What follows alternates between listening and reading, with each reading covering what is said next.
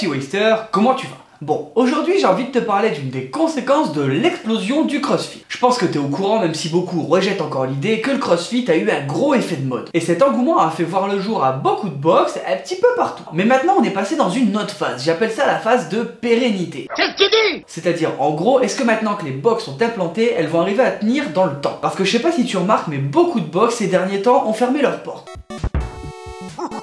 Et malheureusement, parfois, ça peut s'expliquer un peu. Alors, on en parle dans la vidéo?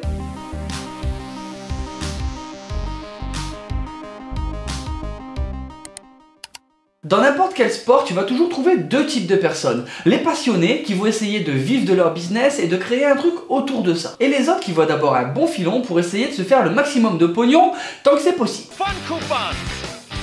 Déjà, si tu as regardé la vidéo que j'avais faite sur pourquoi le CrossFit est cher, tu dois remarquer que le modèle économique d'une box, c'est pas non plus fifou. Mais c'est quand même super facile d'arriver à la conclusion de dire ouais mais non, il n'y a pas assez de monde, alors on ferme les portes. Fort! Moi personnellement, pour juger de la réussite ou non d'une box de CrossFit, j'ai plus ou moins établi quelques critères. Et ça m'aide à savoir si une box, elle est bien ou pas. Et donc, est-ce qu'elle a les cartes en main pour vraiment durer dans le temps et avoir une bonne communauté. Alors tu t'en doutes, je vais te les faire partager. Vous soumettrez-vous. Attends. En premier, les horaires et les différents créneaux de WOD. Ça pour moi, mais je pense aussi pour toi, c'est super important. Est-ce que tu vas pouvoir WODer comme tu veux? Est-ce que si tu as des horaires décalés qui te permettent pas d'aller en WOD, tu vas pouvoir faire de l'open gym? Est-ce qu'il y a des WOD tôt le matin? Est-ce qu'il y a des WOD tard le soir? Parce que si tu penses que tu vas pouvoir t'adapter tout le temps en décalant, etc. et que t'as pas de créneaux qui vont parfaitement avec ton planning, tu vas durer dans le temps, non, au bout d'un moment ça va te saouler. Pas content! Moi je peux te donner l'exemple, ma box elle est ouverte de 7h à minuit. Ça te donne un panel de créneaux possibles assez impressionnant. Après les premiers WOD ils commencent à 7h et je crois que si je me trompe pas, le dernier c'est 21h. Donc clairement si je trouve pas un créneau pour m'entraîner, c'est que je le fais un petit peu exprès. Ouais, c'est pas faux. Deuxième point, est-ce que tu vas pouvoir t'inscrire sur les WOD où tu es disponible? Parce que si ta box elle est ouf, qu'il y a tout ce que tu veux, etc. mais qu'au moment où tu veux WODer, il n'y a jamais de place. C'est nul! Tu risques à un moment de te poser cette question petit peu normal de pourquoi t'as pris ton abonnement. Et là, c'est le drame.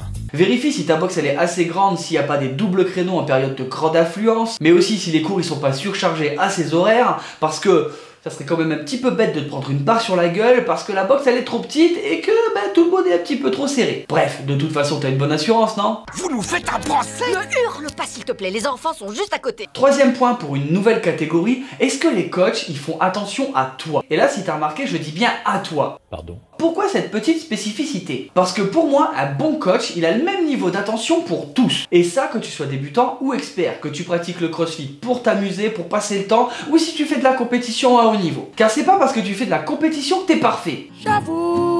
C'est pas non plus parce que tu fais tes mouvements avec une barre de PVC parce que t'as pas le niveau pour mettre des poids que tu dois négliger la technique. Donc si pendant tes WOD t'as pas d'affinité avec les coachs, qui prennent pas le soin de te corriger quand il y en a besoin, ou alors à l'inverse qui sont vraiment derrière toi et qui te poussent à aller trop loin malgré que parfois tu sois pas en forme et que tu risques de te blesser, et à ce moment là tu devrais prendre les bonnes décisions. Quatrième point, est-ce que le matériel de la box il est en bon état?